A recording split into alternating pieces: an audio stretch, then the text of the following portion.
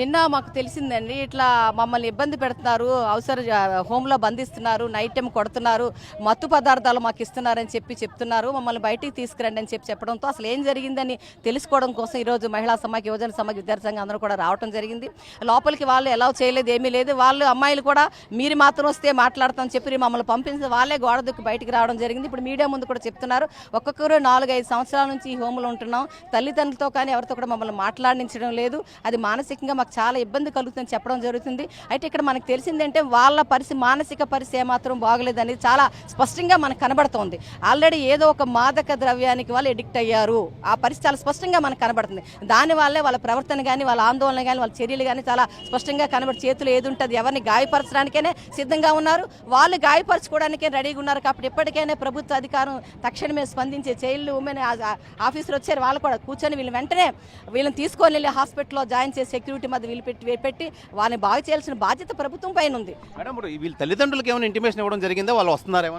ఇవ్వలేదని ఇచ్చారని చెప్పి ఆయన అంటున్నారు, ఇవ్వలేదని వీళ్ళు అంటున్నారు. ఇప్పుడు వాళ్ళతో మాట్లాడితే కానీ క్లారిటీ లేదు, మాట్లాడడానికి కూడా ఎవరు సహకరించిన పరిస్థితి అయిపోతుంది. కాబట్టి ఖచ్చితంగా వీళ్ళు ఏమంటున్నారు, తల్లిదండ్రులతో మాట్లాడితే మాకు కొంచెం ఉంటుంది. అమ్మాయి 4-5 సంవత్సరాలు అడుగుతున్నారు, ఎంతవరకు తెలియదు.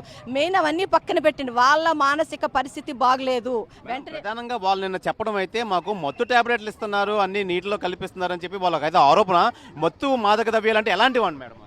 ఇప్పుడు రకరకాల పద్ధతుల్లో వచ్చినాయండి. ఇప్పుడు చాక్లెట్ రూపంలో వస్తుంది, డ్రగ్స్ రకంలో వస్తుంది, రకరకాల మాదక ద్రవ్యాలు ఎలాంటి రకరకాలు వస్తున్నాయి. ఇప్పుడు వాళ్ళ పరిస్థితిని బట్టి అంటే ఖచ్చితంగా ఏదో ఒక దానికి మాత్రం వాళ్ళు అలవాటు పడి ఉన్నారని వాళ్ళ ప్రవర్తన బట్టి అర్థమవుతున్న పరిస్థితి అందరికీ తెలుస్తుంది. కాబట్టి ఉంది, వాళ్ళు వెంటనే హాస్పిటల్కి మాత్రం తీసుకెళ్లాల్సిన పరిస్థితి ఉంది. వెంటనే వాళ్ళని బాగు చేయాలి, వెంటనే వాళ్ళ మానసిక పరిస్థితి బాగు చేయాల్సిందిగా ఆంధ్రప్రదేశ్ మహిళా సంఘం కోరుతున్నా. వాళ్ళందరూ చూడండి అమ్మా, అది వాళ్ళ చేతిలో ఏదున్నా తెలియట్లేదా మేడం? అసలు అదే చెప్తున్నాను కదా నేను, అందుకని మానసిక పరిస్థితి పూర్తిగా చెడిపోయింది. వెంటనే వాళ్ళని సెక్యూరిటీతో పూర్తిగా హాస్పిటల్ జాయిన్ చేయాల్సిన బాధ్యత వీళ్ళ పైన, హోమ్ అధికారుల పైన ఉంది, వాళ్ళందరి పైన ఉంది. పోలీసులు కూడా ఉన్నారు కాబట్టి ఉమెన్ పోలీసులు అందరూ పట్టుకొని ఇంకా వాళ్ళు ఇలాగనే ఉంచినట్లయితే ఖచ్చితంగా వాళ్ళు చనిపోయినా సరే ఆశ్చర్యపోవాల్సిన పని లేదు. కాబట్టి తక్షణమే దీనిపైన స్పందించి ఇది చేయాల్సిన బాధ్యత అందరం పైన ఉంది. కాబట్టి దానిపై చర్యలు తీసుకోవాలి పూర్తిగా.